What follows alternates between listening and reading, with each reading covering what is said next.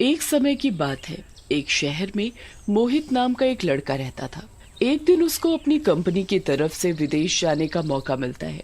मोहित पहली बार एरोप्लेन में बैठता है।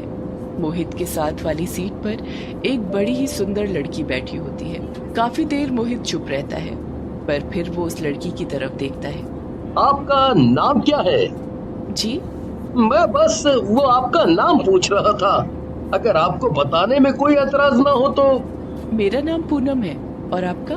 जी, मेरा नाम मोहित है। मुझे अपनी कंपनी की तरफ से विदेश यात्रा का मौका मिला है, तो बस मैं घूमने जा रहा हूँ। मोहित और पूनम के बीच बातचीत शुरू हो जाती है। दोनों काफी देर तक बातें करते रहते हैं और उनमें अच्छी दोस्ती हो जाती है।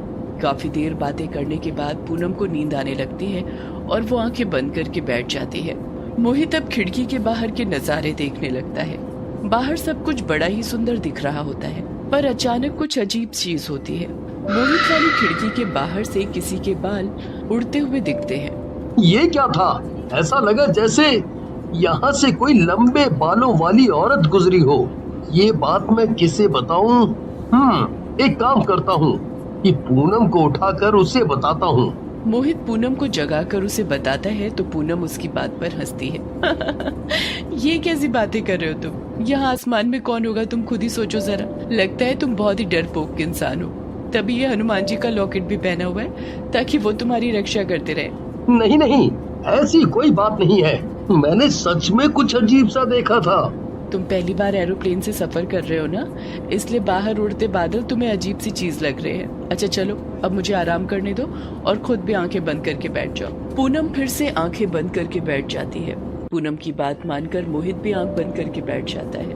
कुछ देर तो वो इस बात को नहीं भूल पाता, पर फिर उसकी आंख लग जाती है। जैसे ही मोहित की आंख लगती है, उसकी खिड़की पर आकर कोई उसे बोलता है, आजा आजा आजा। वो अजीब आवाज सुनकर मोहित झट से डर कर उठ जाता है और इधर उधर देखकर चिल्लाने लगता है। मोहित की चीख सुनकर आसपास बैठे लोग उसे ही देखने लगते हैं और वहाँ जल्दी से एयर होस्टेस भी आ जाती है। क्या हुआ सर, कोई प्रॉब्लम है क्या? नहीं नहीं, वो क्या हुआ मोहित? लगता है तुमने फिर कुछ देख लिया। ओह, तो इस बार कुछ सुन लिया। मोहित की बात को कोई सच नहीं मानता और उल्टा सब उस पर हंसते हैं। मोहित सोच लेता है कि अब वो चुपचाप अपनी सीट पर बैठा रहेगा। थोड़ी देर बाद मोहित की खिड़की पर एक हाथ आता है और अचानक गायब हो जाता है। मोहित जल्दी से खिड़की के बाहर देखता है तो एरोप्लेन के आसपास एक बहुत ही बड़ी चुड़ैल उड़ रही होती है। मोहित की तो हालत खराब हो जाती है। हे भगवान, मैंने जो पहले देखा, मतलब वो वहम नहीं था। अब मैं क्या करूं? अगर मैंने सबको इस वक्त कुछ भी बोला तो सब फिर मुझ पर हंसेंगे। मैं कैसे सबको यकीन दिलाऊं? क्या करूं? अभी भी वो चुड़ैल एरोप्लेन के आसपास उड़ रही होती है। वो चुड़ैल हवाई जहाज से भी ज्यादा बड़ी होती है और उसकी शक्ल बहुत ही खतरनाक होती है। अचानक वो चुड़ैल उड़ते उड़ते दूर चली जाती है। मोहित को उसे दूर जाते देख बड़ी तसल्ली होती है। उसे लगता है कि अब वो चुड़ैल वापस नहीं आएगी, पर कहीं न कहीं मोहित के मन में डर होता है।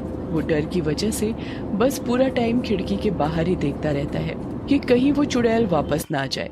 मोहित बाहर देख ही रहा होता है कि इतने में वो चुड़ैल वापस आकर एरोप्लेन को निगल लेती है और अचानक बाहर बिल्कुल अंधेरा हो जाता है। सब लोग घबरा जाते हैं। अरे, ये बाहर बिल्कुल अंधेरा कैसे हो गया? आप सब परेशान ना हो, शांति बनाए रखें। पूनम, जल्दी उठो। देखो देखो जरा, बाहर पूरा अंधेरा छा गया है। क्या हुआ? क्या हुआ? बाहर देखो क्या हुआ है।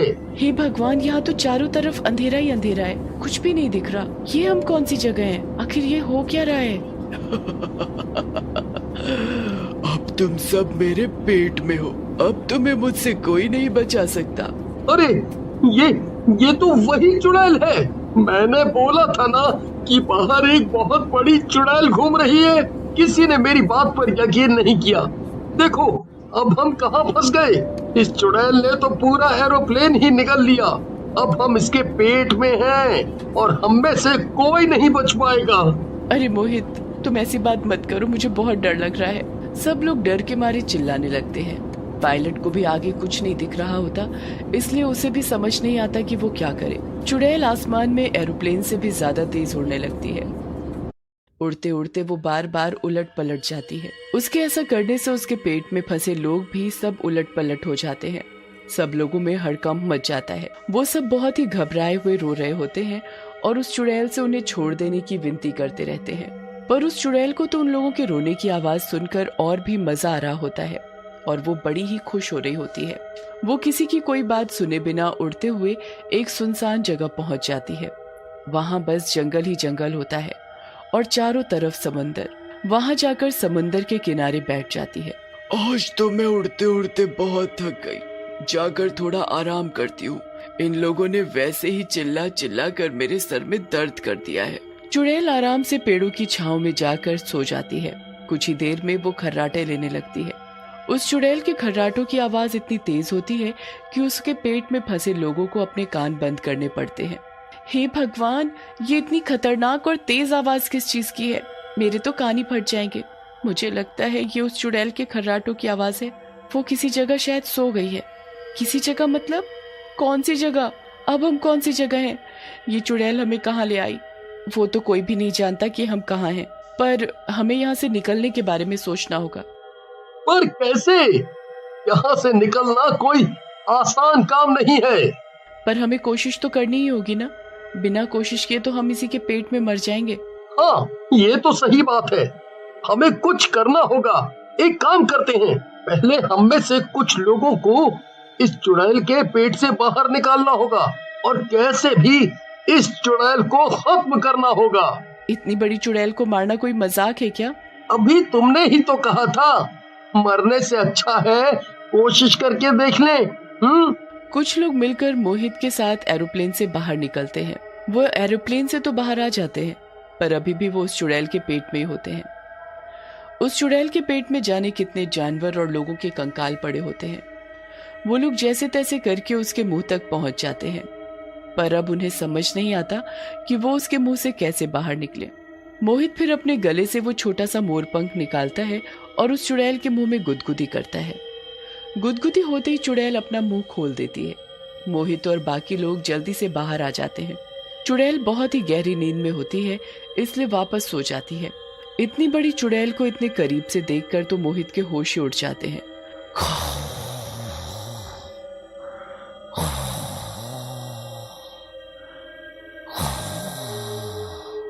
हम इस चुड़ैल को कैसे खत्म करेंगे? और ये तो इतनी बड़ी है, हम तो इसके सामने चींटी जैसे हैं। पर हमें कुछ तो करना ही चाहिए। अरे भैया, पर हम करें तो क्या करें? मोहित यहाँ वहाँ घूमता है ताकि उसे बाकी लोगों को बचाने के लिए कुछ मिल सके, पर उसे ऐसा कुछ भी नहीं दिखता।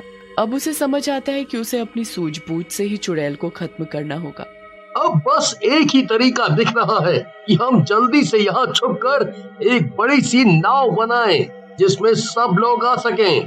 हाँ, मेरा तो लकड़ी के सामान बनाने का ही काम है। मैं ये अच्छे से कर पाऊंगा। सब लोग नाव बनाने में जुट जाते हैं। दिन रात मेहनत करके वो एक नाव तैयार कर ही लेते हैं। तुम सब इस नाव में बैठ जाओ और इसे समंदर में ले जाओ, पर उससे पहले मैं इस चुड़ैल के पेट में वापस जाता हूँ और सब लोगों को एरोप्लेन से बाहर निकालता हूँ। तुम उस चुड़ैल को कैसे भी करके जगा देना, ताकि वो तुम्हें देखकर समंदर के अंदर जरूर आए। जैसे ही वो पानी में आएगी, तुम अपनी नाव मौका देखते ही अंदर मुंह में ले आना। ये मुश्किल है पर नामुमकिन नहीं। मोहित फिर से मोरपंख से चुड़ैल को गुदगुदी करता है और जैसे ही चुड़ैल अपना मुंह खोलती है, वो उसके मुंह में घुस जाता है। सब लोग बाहर आ जाओ, यहाँ अभी एक नाव आएगी और तुम्हें उस नाव में जल्दी से जल्दी बैठना होगा, ठीक है?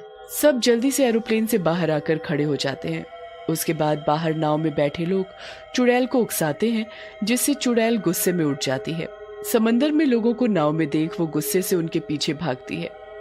जैसे ही चुड़ैल पानी में आती है, मोहित अपने मोरपंख से चुड़ैल को अंदर मुंह में गुदगुदी करता है। चुड़ैल झट से अपना मुंह खोलती है। वो गुस्से में लाल हो जाती है और बुरी तरह चिल्लाने लगती है। वो चुड़ैल उन लोगों को पकड़ने के लिए उनका पीछा करती है, पर वो उड़ने वाली चुड़ैल होती है। उसे तैरना ही नहीं आता, इसलिए वो समुंदर में डूब जाती है और मर जाती है।